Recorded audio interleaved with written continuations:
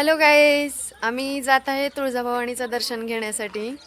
ही अंजली, हिला सर्वजण ओळखतात. मी अंजलीची मावशी. आणि ही स्नेहाची मम्मी कुठे गेली? दॅट इज मम. ही स्नेहाची मम्मी. आणि सर्वच जण गेलेत पुढे, आम्ही आता मागे राहिलोय. जात आहे आम्ही. बोलते बघ यो.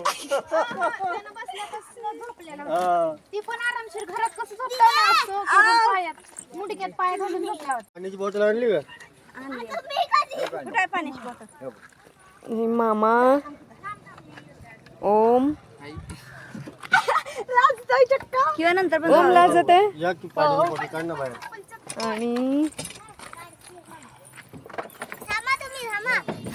इथे आई, बाबा, अंकिता आणि जिजा आम्ही सर्वजण जात आहे आता. तुळजापूरला.